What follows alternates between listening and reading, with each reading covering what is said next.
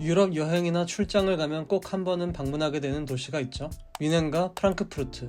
아무래도 유럽의 중앙에 위치한 독일의 지리적 이점도 있지만 유럽 권역에서는 워낙 많은 항공 노선을 보유하고 있는 루프트한자도 독일 방문에 한몫하던 것 같습니다.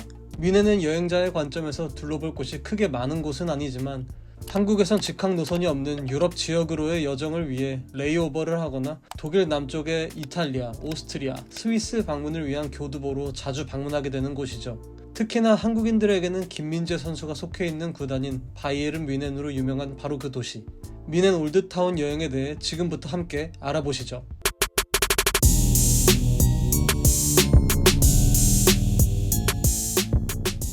뮌헨 올드타운 여행은 마리엔 광장에서 시작하고 끝난다고 해도 과언이 아닌데요. 그렇다면 먼저 올드타운으로 어떻게 이동해야 하는지 확인해야겠죠. 독일어로는 마리엔 플라츠라고 불리는 마리엔 광장은 뮌헨 공항에서 연결된 지하철을 타고 40분이면 쉽게 갈 수 있습니다. 심지어 뮌헨 공항에는 무인 발권기나 티켓팅 창구도 별도로 마련되어 있어 표를 쉽게 구매하실 수 있습니다. 뿐만 아니라 저와 같은 레이오버 여행객의 경우에는 싱글 올데이 티켓을 끊으면 하루 동안은 지하철을 무제한으로 이용 가능하니 시내에서 숙박을 하시는 것이 아니라면 오히려 싱글 올데이 티켓이 더 좋을 수도 있겠네요. 이렇게 지하철을 타고 40분 이동하면 도착하게 되는 마리엔 광장은 뮌헨 중심 지역인 올드타운의 정중앙에 위치한 광장입니다. 광장에 도착하면 바로 앞에 있는 뮌헨 신시청사 건물의 웅장함에 압도되기도 합니다.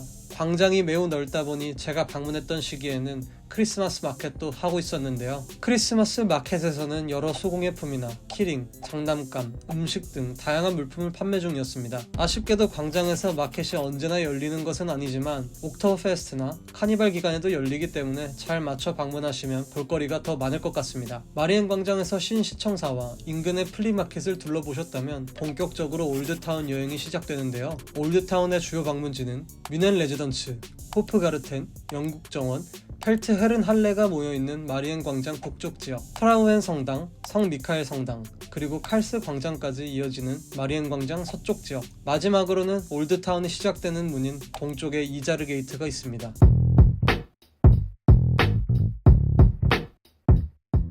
먼저 신시청사 바로 옆 샛길로 이동하면 쉽게 찾을 수 있는 뮌헨 레지던츠는 바바리안 오페라 극장과 맥스 조셉 광장의 바로 옆에 위치하고 있습니다. 이름만 보면 마치 주거시설인 것 같지만 과거 옛 바이에른 왕국 통치자의 본궁을 현재는 박물관으로 대중에게 개방한 시설입니다. 아무래도 뮌헨 여행에서 여행객이 가장 기대하는 장소인 만큼 들어가기 전부터 줄이 정말 길었네요. 이렇게 긴 줄을 기다린 뒤 전시물을 설명해주는 기계를 받게 되는데 아쉽게도 기계에서는 한국어는 지원하지 않아 제 경우는 영어로 설명을 들었습니다. 관람을 시작하면 처음부터 금빛으로 장식된 복도와 조개 껍데기로 장식된 방이 차례로 나타납니다. 조금 더 관람하다 보면 웅장한 홀부터 대리석의 화려한 계단, 각종 사치품을 볼 수 있습니다. 제 경우엔 한 남작이 사용했던 침실, 집무실, 접견실이 일렬로 연결된 복도를 걸었던 경험이 가장 재밌었네요. 뮌헨 레지던츠에서 행운을 주는 사자를 지나쳐 조금만 걸으면 히틀러가 뮌헨 폭동을 주도했던 장소인 펠트 헤른할레를 만날 수 있습니다. 바로 앞에 큰 광장과 노란 건물이 있고 장소 그 자체가 주는 웅장함이 있다 보니 뮌헨의 랜드마크 중 하나로 인정받지만 여행객 입장에서는 잠시 사진을 찍고 지나가게 되는 장소입니다. 바로 옆의 호프가르텐은 바이에른 왕가의 정원으로 관리되던 곳으로 현재는 시민공원으로 사용됩니다. 주변에 높은 건물과 대비되는 공원, 그리고 그 공원 한가운데에 위치한 낮은 종탑이 왠지 감성적인 느낌을 줍니다. 또 호프가르텐에서 도보로 약 2분이면 이동할 수 있는 영국 정원은 뮌헨에서 가장 큰 공원일 뿐만 아니라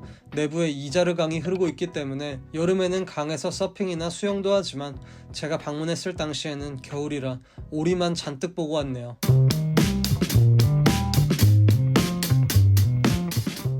방금 소개드렸던 영국 정원에서 도보로 약 20분 정도만 이동하면 올드타운의 정문인 이자르 게이트가 보입니다.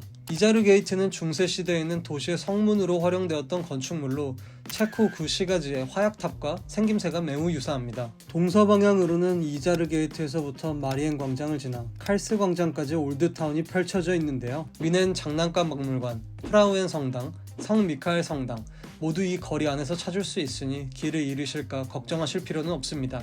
먼저 프라우엔 성당은 미넨의 전망대로 유명한데요. 고층 빌딩이 많지 않은 올드타운에서 우뚝 솟아있는 모습을 보면 전망대로 유명한 이유가 납득이 됩니다. 전망 역시 가리는 것이 없어 시내를 한 번에 조망할 수 있었네요. 내부에서는 여느 유럽 중세 성당과 같이 미사실이나 여러 조각상 그리고 또 동상을 쉽게 찾을 수 있는데요. 하지만 프라우엔 성당 입구에 위치한 악마의 발자국은 다른 성당에서는 찾을 수 없는 것이기 때문에 더욱 특별합니다. 프라우엔 성당은 재건 과정에서 악마가 창문 없이 짓는다면 건설을 도와주겠다라는 제안을 하였다는 일화가 있는데, 그렇다 보니 중앙에서 보면 창문이 없어 보이는 순간들이 있지만 실제로는 양옆으로 스테인드 글라스가 펼쳐져 있어 악마가 한 발 내딛었다가 햇빛이 너무 많이 들어와 도망가며 남은 발자국이 그 악마의 발자국의 유래라고 합니다.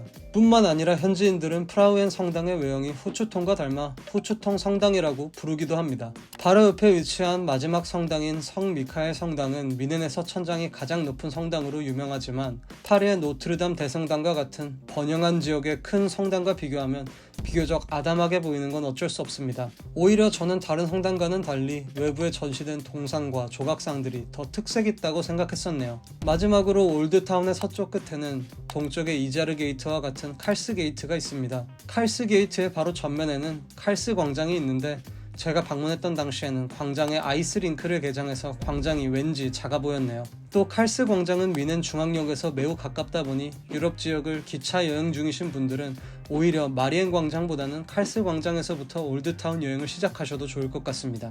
오늘은 이렇게 미넨의 올드타운에 대해서 알아보았는데요. 올드타운에 위치한 여러 성당이나 박물관, 공원들, 그리고 또 광장들, 이런 랜드마크들 뿐만 아니라 길을 지나다니며 쉽게 구경할 수 있는 옛 양식의 고풍스러운 건축물들이나 바이에른 미넨 샵에서 쉽게 찾을 수 있는 김민재 선수의 유니폼과 사진도 어쩌면 한국인 여행객에게는 미넨 여행의 또 다른 재미가 아닐까요? 그럼 미넨 올드타운 가이드를 마무리하며 일탈하는 직장인 일탈리안이었습니다. 영상이 도움되셨다면 구독과 좋아요 부탁드립니다.